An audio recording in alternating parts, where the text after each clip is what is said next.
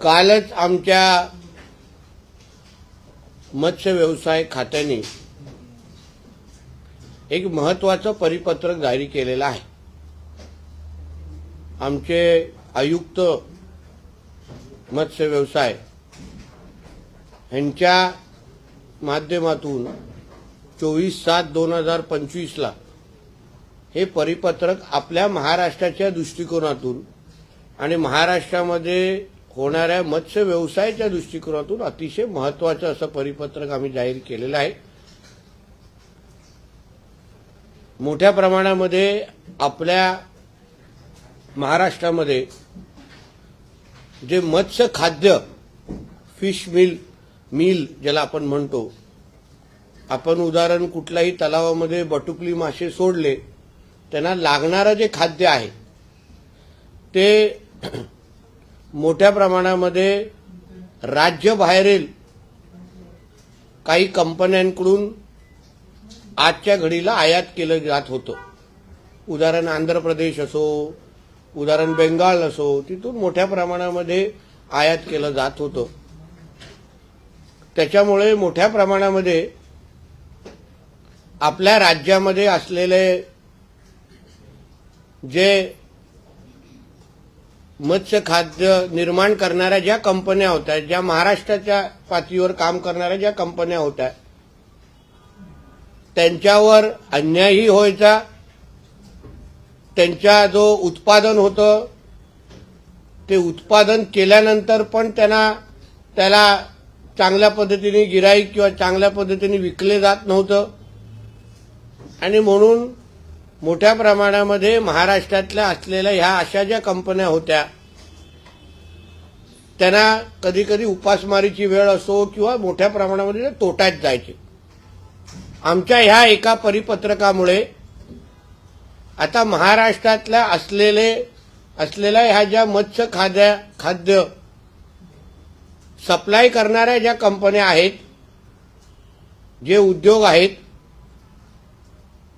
त्यांना मोठ्या प्रमाणामध्ये दालनं उघडे होतील।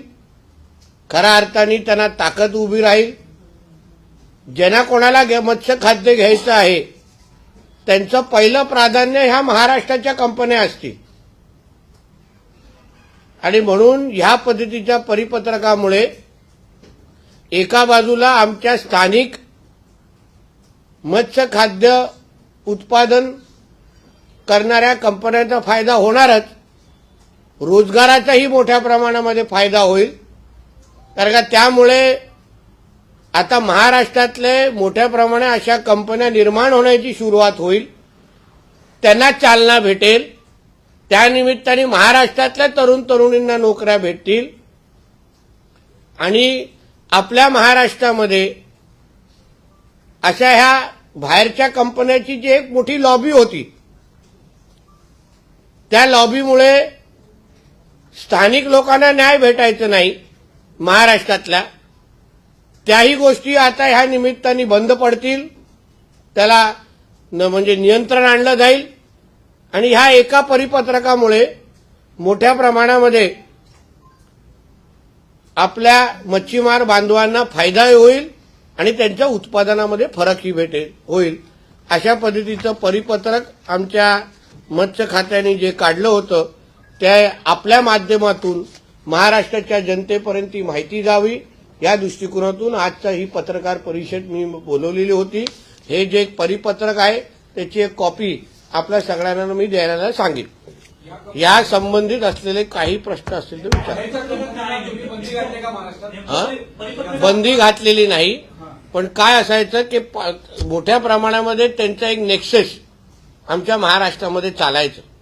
आता आम्ही प्राधान्यक्रमात ठरवलं की ह्याच कंपन्यांकडून तुम्ही घ्यायचं आणि त्याच्यामुळे सरकारची बॅकिंग आता आमच्या महाराष्ट्रातल्या कंपन्यांच्या मागे उभी राहिल्या असल्यामुळे माझा विश्वास आहे की मोठ्या प्रमाणामध्ये आमच्या कंपन्यांवर विश्वास वाढेल। कंपन्यात आमच्याच मंत्रालयाचे काही झारित्र्य शुक्राचार्य त्याला आपण म्हणू, ते अशा काही बाहेरच्या कंपन्यांना मदत करायचे त्यांच्या लॉब्या चालवण्यासाठी।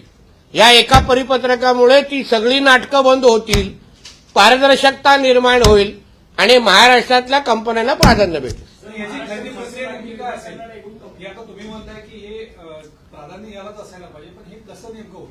कसं म्हणजे त्याच्यासाठी परिपत्रक थोडं वाचा, हातात आल्यानंतर सगळं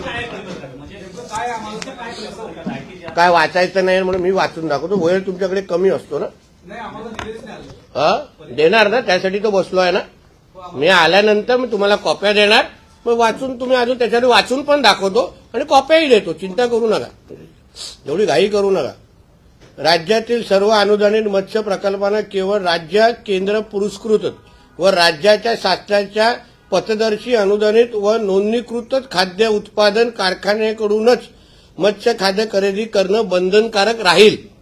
एक, मत्स्य खाद्य ISI BS हे जे काही स्टँडर्ड आहेत, food safety and standard authority of इंडियाचे प्रमाणित असावे. त्याचे प्रतिचिन्ह, आदर्श पाण्याचे प्रमाण आणि हे विविध मत्स्य खाद्याचे पॅकिंगवर उत्पादन तारीख व कालबाह्य तारीख स्पष्ट नमूद असावी. काय असायचे ह्याच्यामध्ये मोठ्या प्रमाणामध्ये ब्लॅक मार्केटिंग पण असायचे. का कधी भेसळ होणं, चुकीचं प्रोडक्ट वाटणं, आणि म्हणून जे आहे ते आमच्या कधी कधी मच्छीमारांकडे वाटलं जायचं. आता आम्ही काय केलं, त्याच्यामध्ये सुसूत्रता आणलेली आहे, थोडे पारदर्शकता आणलेली आहे आणि ह्या क्वालिटी चेक ज्याला आपण म्हणतो त्याही दृष्टिकोनातून काळजी घ्यावी, हेही ह्या परिपत्रकामध्ये त्याचा उल्लेख आहे. मत्स्य खाद्याच्या पुरवठ्याच्या अधिकृत पावती किंवा कर बिल पुरवठाधारकाने देणं आवश्यक आहे. पुरवठा करताना खाद्य कोरड्या व स्वच्छ वाहतूक साधनातूनच आणावे. हवाबंद व सुरक्षित पार्किंग असावे. पुरवठाधारकाची GST नोंद असणे आवश्यक आहे.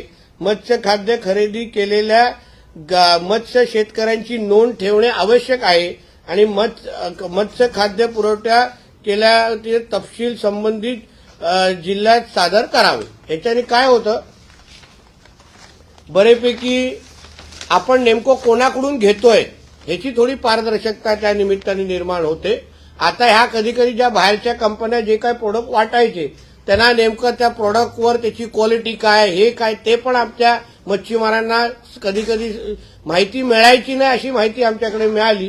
म्हणून त्या सगळ्या गोष्टी आम्ही ह्या परिपत्रकाच्या निमित्ताने आम्ही दूर केलेल्या आहेत. उत्पादन खाद्याच्या गुणवत्तेबाबत शेतकऱ्यांच्या तक्रारी आल्यास तात्काळ दखल घ्यावी. शासन व पर्यावरणपूर्वक मत्स्य खाद्याचं उत्पादनात प्रोत्साहन द्यावं. म्हणजे एकंदरीत या परिपत्रकाच्या निमित्ताने थोडं सुसूत्रता आणलेली आहे. क्वालिटी हे जरा प्राधान्य आम्ही दिलेले आहे आणि ह्या सगळ्यामुळे जे काय ब्लॅक मार्केटिंग तुम्ही त्याला म्हणा किंवा भेसळ करण्याचा प्रयत्न मोठ्या प्रमाणावर बंद होईल आणि स्थानिक लोकांना प्राधान्य मिळेल.